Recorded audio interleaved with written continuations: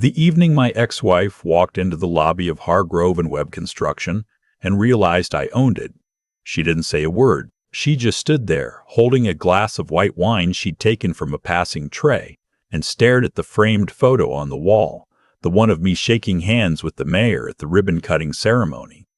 Her mouth opened slightly, then closed, like a word had started and thought better of itself. I watched her from across the room and felt nothing dramatic. No triumph, no bitterness, just a quiet, settled feeling, the kind you get when something that took years finally makes sense. I should back up. My name is Marcus. I'm 63 years old. I live in a house I designed myself on a piece of land outside of Asheville, North Carolina, with a porch that faces the mountains and a wood stove that I actually use. My daughter calls me every Sunday.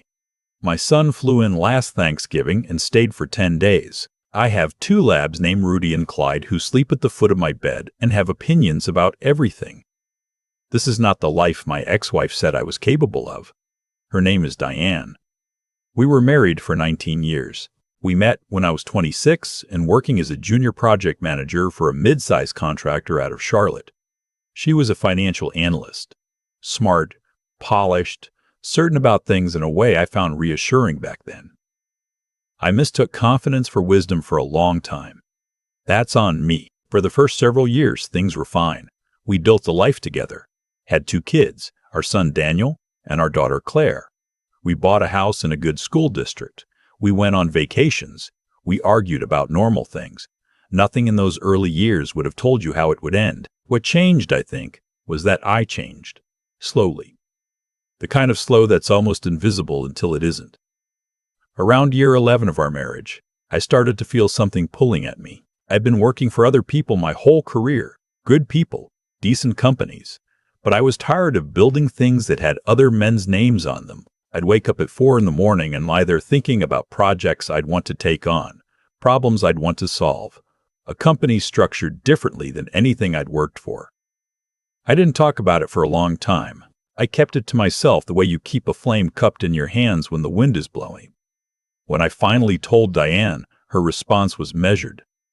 That's how she expressed doubt, not loudly, but carefully. She said things like, "That's a big risk given where we are financially."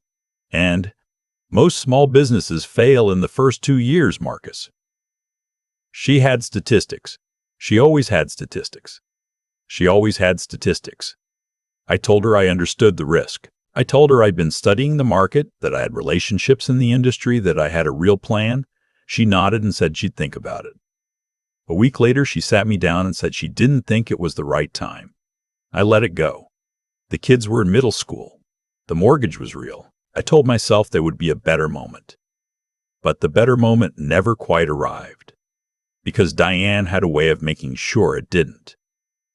There was always a reason. The economy was uncertain. Daniel needed orthodontics. Claire was applying to college. The roof needed replacing. Each time I brought it up, she had a new version of the same answer. Not yet, not now, not this. What I didn't fully understand then was that not yet was never really about timing. It was about her belief in what I was, which in her assessment was capable enough to earn a solid living, but not capable enough to be trusted with something bigger.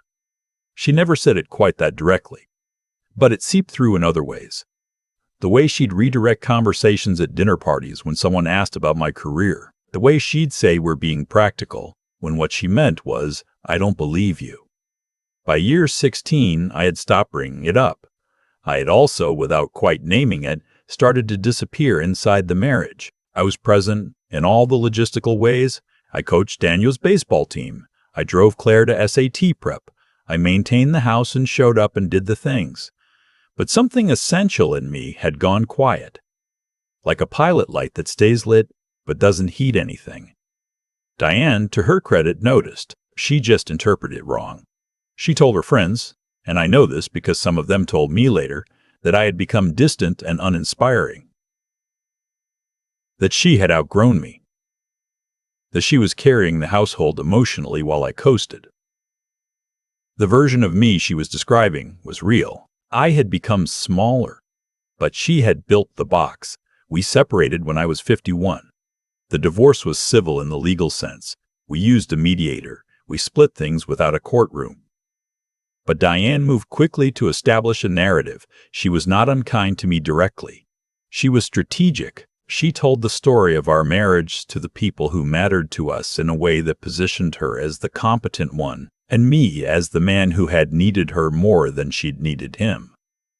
She said it to me once, explicitly. We were standing in the driveway of the house, my last week there, finishing the move. I was loading boxes into the back of my truck, and she came out with a cup of coffee and stood there watching. I don't know what she was feeling. Maybe she was feeling something complicated, and the cruelest version of it came out. She said, "You know, Marcus, without me, you're going to realize how much I was holding things together." I kept loading boxes. I didn't respond, not because I had nothing to say. I had plenty. But because I was 51 years old and I had learned, at some cost, that some answers take longer than a driveway conversation. I moved into a rental on the edge of town. It was small, one bedroom, a kitchen with fluorescent lighting that hummed, a bathroom with a medicine cabinet that didn't quite close. I was 51 years old, and I was starting over in a way that I knew people would look at and use as evidence that she was right. I let them think that. And I went to work. The first thing I did was call a man named Roy Gallagher, who I'd worked alongside 15 years earlier and who had since started his own outfit. Smaller, specialty work, high-end residential renovation in the Asheville area. I'd stayed in touch the way you stay in touch with people you respect, irregularly but genuinely. I told Roy I was looking for contract work and that I wanted to be useful while I figured things out. Roy hired me. I spent 8 months working on crews, getting my hands dirty in a way I hadn't since my 30s. It wasn't glamorous. I was a 51-year-old divorced man in work boots eating a sandwich on a tailgate at noon. But I was learning the market, the subcontractors, the suppliers, the gaps that existed, and I was saving everything I could. In that first year, I told almost no one what I was doing. Daniel was finishing grad school, and I didn't want to worry him. Claire knew something was happening, but she trusted me. She'd always had more faith in me than her mother did, and I held on to that without making her carry it. I talked to my brother some. I talked to my accountant. Otherwise, I kept my head down. I incorporated Hargrove and Webb Construction in the fall of my 53rd year. The Hargrove was for my mother's maiden name. She had died 6 years earlier, and she was the person who, when I was a teenager with grease under my fingernails from taking apart things in the garage, said you have a gift for building in a way that made it feel permanent. I wanted her name on the door. The early months were hard in ways I hadn't fully anticipated. I had capital, but not enough. I had relationships, but I had to rebuild trust in myself as a principal rather than an employee. I lost 2 bids in the first quarter to competitors with more established names. I almost took on a partner I should not have trusted and pulled back at the last moment based on a hunch that turned out to be accurate, but I kept going. I brought in Roy as a senior consultant. I hired 2 young project managers who were hungry. I built a reputation for doing what I said I would do, on budget, on time, without drama. In the construction industry, which is not short on drama, that alone will take you a long way.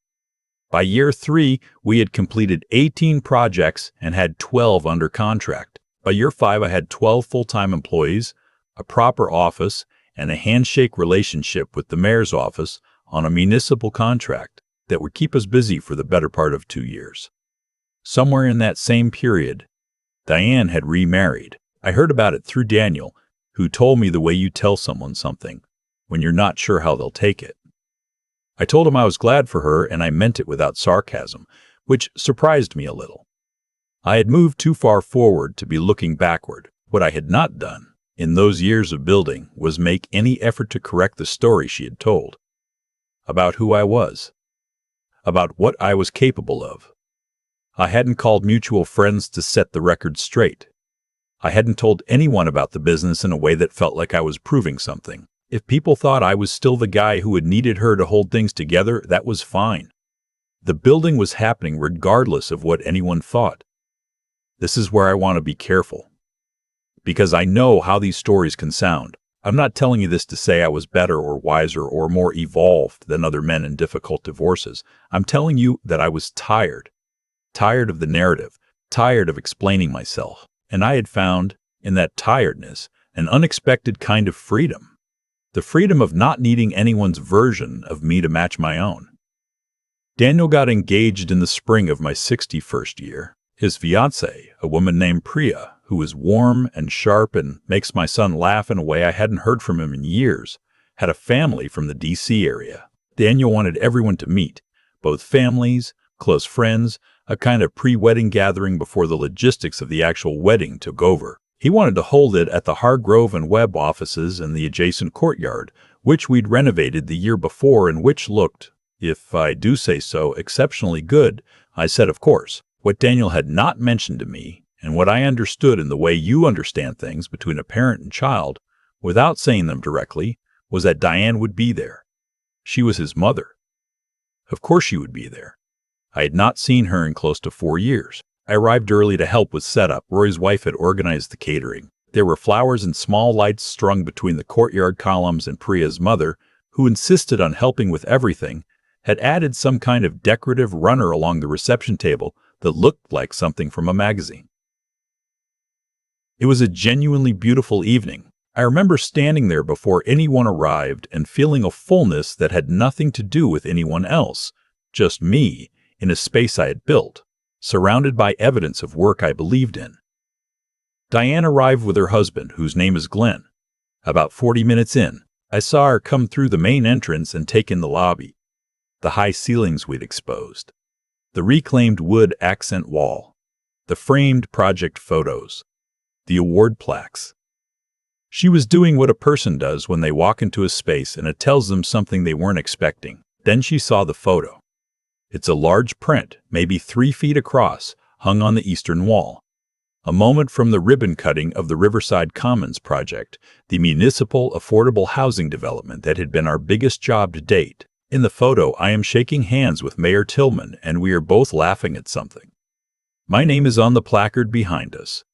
The company name is on the banner. Diane stood in front of that photo for a long moment. Her husband said something to her, and she didn't respond right away. I was across the room talking to Priya's father when I noticed her. I did not walk over. I waited, the way I had learned to wait, and continued my conversation. She found me about 20 minutes later. She came across the courtyard with her wineglass and a careful expression, the one I recognized from negotiating difficult things, composed but not comfortable. "This is yours," she said. Not a question exactly. A recalibration. "Yes," I said. She looked around, at the string lights, at the people, at the building behind us. "You built this company." "We did, yes. Good team."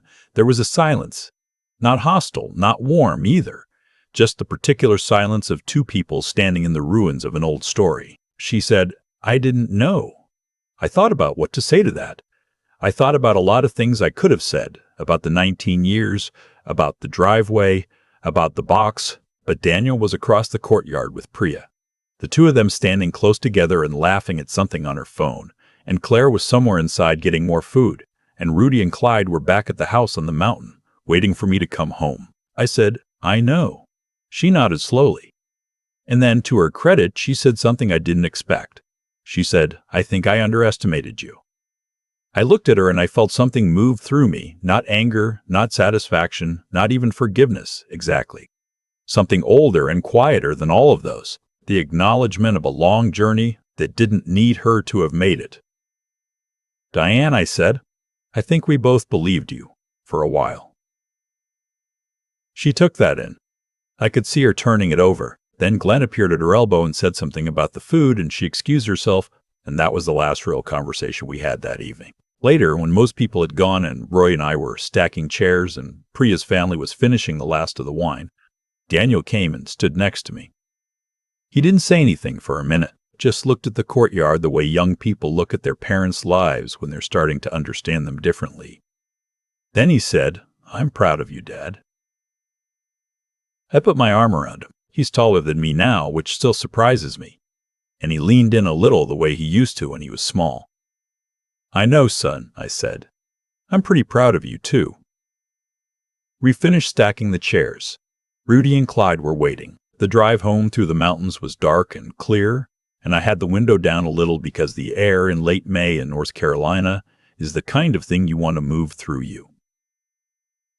I have been asked by people who know parts of the story whether I planned that evening, whether I arranged for Diane to see the building, to see the photo, to understand what had been built in the years since the driveway. I tell them the truth, my son was getting married. I offered him a space that I was proud of. The rest arrived on its own. I've also been asked whether I feel like I won something. I think that's the wrong frame. Winning implies there was a contest. For a long time, I believed that I needed to prove something to her, to our friends, to the version of myself that had gone quiet inside that marriage. But somewhere in the third year of running the company, when I was sitting in a half-finished building at 7 a.m. eating a breakfast burrito and going over permits with Roy, I realized I had stopped proving and started simply doing. That's the thing I'd want anyone to take from this, if they're somewhere in the middle of a story like mine. The silence after the driveway was not defeat. It was the beginning of the longest, most important conversation I've ever had, the one I had with myself. Over many early mornings and long evenings and difficult bids and phone calls I wasn't sure would go my way. You don't need the person who doubted you to witness your life for your life to be real. But I'll tell you something, when they do witness it, when they stand in the lobby and the photo is on the wall and the name on the placard is yours, and they say, quietly, I think I underestimated you. There is something in that moment that settles. Not like victory, more like the completion of a sentence that started in a driveway a long time ago. I drove home that night with the window down and the mountains dark on both sides.